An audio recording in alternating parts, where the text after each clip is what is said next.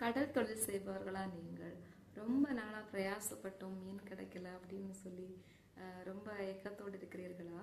உங்களுக்கான வார்த்தைகள் தான் இது. இது குட்டி கதையல்ல, நிஜம். பாகம் 20. லூக்கா 5ஆம் அதிகாரத்திலிருந்து நம்ம கொஞ்சம் நிகழ்ச்சிகளை பார்க்கலாம். பின்பு அவர் கெனேசரேத்து கடலருகே நின்ற போது திரளான ஜனங்கள் தேவ வசனத்தை கேட்கும்படி அவரிடத்தில் நெருங்கினார்கள். அப்போ ஒரு கடற்கரை பக்கத்துல இருந்து இயேசு போதித்து கொண்டிருக்கிறார். அப்ப இயேசு போதிக்க ஸ்டார்ட் பண்ண தொடங்கினதுமே கொஞ்சம் ஆள் கூட்டம் எல்லாம் வர தொடங்குது. அப்பொழுது கடற்கரையில நின்ற 2 படகுகளை கண்டார். அப்ப 2 படகு அங்க நிக்குது. அந்த 2 படகை பார்த்துட்டு இவர் அந்த 2 படகை பார்த்தோன்னா அங்க அந்த மீன் பிடிக்கிறதுக்கு வேண்டியவங்க இருந்தவங்க எல்லாம் அதை விட்டு இறங்கி வராங்க. அவங்க இந்த வலை எல்லாத்தையும் ரெடி பண்ணிட்டு இருக்குதாங்க மீன் பிடிக்க போறதுக்கு வேண்டி. அப்பொழுது அந்த படகுல ஒன்றில் ஏறினார். அது சீமோனுடையதா இருந்தது. அதை கரையிலிருந்து சற்றே தள்ளி அவனை கேட்டுக்கொண்டு அந்த படகுல உட்கார்ந்து ஜனங்களுக்கு போய்த்தார். அப்ப அந்த சீமோனுடைய படகுல இருந்து என்ன பண்றாருன்னா ப்ரீச் பண்ணிட்டே இருக்குதாரு. அப்போ ஒரு படகு வந்து நிக்குது. அதுல ஒரு 2 இடத்துல அது ஒரு படகுல யாரு என்ன பண்றாரு அப்படின்னா போதகம் செய்து கொண்டிருக்கிறார். அப்போ ஏசப்பா இப்படி போதிக்கும் போது மக்கள் எல்லாம் என்ன பண்றாங்க அப்படின்னா அதை கேட்டுக்கொண்டு இருக்கிறாங்க. அவர் போதகம் பண்ணி முடித்த பின்பு சீமோனை நோக்கி சொல்றாரு, ஆழத்திலே தள்ளி கொண்டு போய் மீன் பிடிக்கும்படி உங்கள் வலைகளை போடுங்கள். அப்ப நீங்க கொஞ்ச தூரம் தள்ளி போங்க, தள்ளி போய் நீங்க வலைகளை போடுங்க அப்படின்னு சொல்லி ஏசப்பா அவங்கள்ட்ட சொல்றாங்க. அதுக்கு சீமோன் சொல்லுவாரு, ஐயரே, முழுவதும் நாங்கள் பிரயாசப்பட்டும் ஒன்றும் அகப்படவில்லை, ஆகிலும் உம்முடைய வார்த்தையின்படி வலையை போடுகிறேன் என்றார். அப்ப இவங்க நைட்டு ஃபுல்லா மீன் பிடிக்கிறதுக்கு வேண்டி வலையை போட்டு பார்த்து இவங்களுக்கு மீன் கிடைக்கல. மீன் பிடி தொழில் செய்யக்கூடியவங்களுக்கு தெரியும், ரொம்ப பிரயாசப்படுவாங்க. ராத்திரி எல்லாம் கண் விழித்து இருக்கணும்.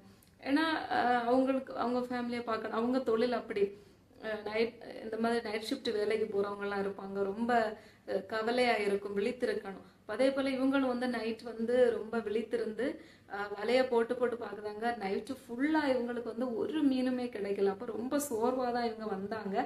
அந்த படகுல தான் யாரு ஏறினா அப்படின்னா அந்த ஒண்ணுமே இல்லாத ஒரு படகுல தான் இப்ப ஜீசஸ் ஏறி வராங்க. அப்ப ஜீசஸ் வந்ததுக்கு அப்புறம் என்ன சொல்றாங்க, ஏசப்பா என்ன சொல்றாங்கன்னா, நீங்க அந்த வலது பக்கமாட்ட நீங்க அந்த வலைய போடுங்க அப்படின்னு சொல்றாரு. 6வது வசனத்துல நீங்க பார்க்கும்போது, அந்தபடியே அவர்கள் செய்து தங்கள் வலை கிழிந்து போகத்தக்கதாக மிகுதியான மீன்களை பிடித்தார்கள். அப்ப ஏசப்பா அந்த படகுல ஏறுகிறதற்கு முன்னாடி என்ன இருந்தது அப்படின்னா ஒரு மீனும் இல்லை. அந்த படகுல இருந்தவங்க எதுவுமே பிடிக்கல. நைட்டு ஃபுல்லா பிரயாசப்பட்டும் எதுவுமே அவங்களால கொண்டு வர முடியல. ஆனா ஏசப்பா ஏறினதுக்கு அப்புறம் அந்த படகுல என்ன ஆச்சு அப்படின்னா அவங்களுக்கு ஃபுல்லா மீன். அந்த வலை, அந்த வெயிட், அந்த மீனோட வெயிட் தாங்க முடியாது. அந்த வலையை கிழிந்து போகிற அளவுக்கு அவங்களுக்கு மீன். அப்ப இவங்க கூட இன்னொரு படகு இருந்தது தெரியுமா? அந்த படகை இவங்க ஹெல்ப்புக்கு கூப்பிடுதாங்க. ஏன்னா இவங்க அதுல அது எல்லா மீனையும் இவங்க அதுல வைக்க முடியல.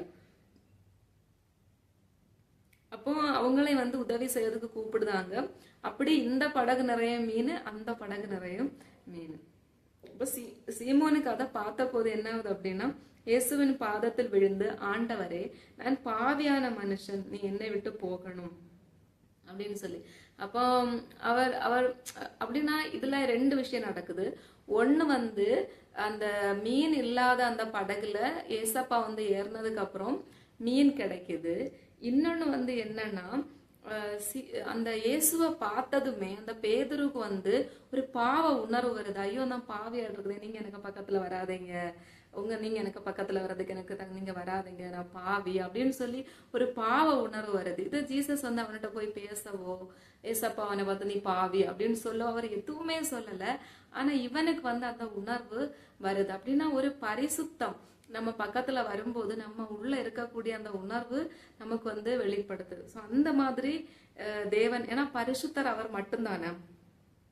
அதுக்கப்புறம் நீங்க 9வது வசனத்துல பாத்தீங்கன்னா, அவர்கள் திரளான மீன்களை பிடித்தது நிமித்தம் அவனுக்கும் அவனுடைய கூட இருந்த யாவருக்கும் பிரமிப்பு உண்டானபடினால் அப்படி சொன்னான். அப்போ எதனால் அப்படி சொன்ன அப்படின்னு சொல்லி, சீமோனுக்கு கூட்டாளிகளான செபதேவின் குமாரனாகிய யாக்கோபும் யோவானும் அந்தபடியே பிரமித்தார்கள். அப்பொழுது இயேசு சீமோனை நோக்கி, பயப்படாதே, இது முதல் நீ மனுஷனை பிடிக்கிறவனா இருப்பாய். அப்ப இவங்க ஒரு பயம் கலந்த ஒரு ஆச்சரியம், எப்படிடா இப்படி நடந்தது, இந்த மாதிரி வாழ்க்கையில நடந்ததே இல்லையே, நாங்க நைட்டு ஃபுல்லா பிரயாசப்பட்டும் எங்களுக்கு இது நடக்கலையே, ஆனா இவர் ஏறினாரு, இந்த சைட்ல வலைய போடேன்னு சொன்னாரு அப்படின்னு சொல்லி.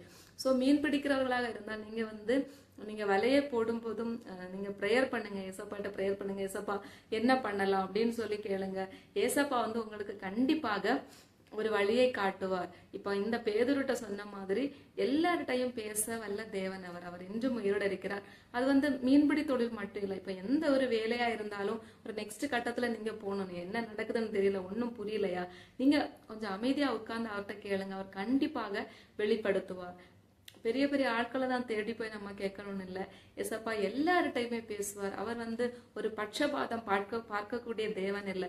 நீங்க உட்கார்ந்து அவர்கிட்ட வந்து உங்க அந்த டவுட்டுகள் எல்லாம் நீங்க கேட்டா கண்டிப்பா உங்களுக்கும் அவர் வந்து பதில் அளிப்பார். அப்ப இந்த இடத்துல சீமானுடைய பேதுரு நிறைய அந்த மீன்களை கொடுத்த தேவன் உங்களையும் ஆசீர்வதிக்க வைக்க வல்லவரா இருக்கிறார். அதனால நீங்க அவரை நம்புங்க, கண்டிப்பா அவர் வந்து கைவிட மாட்டார்.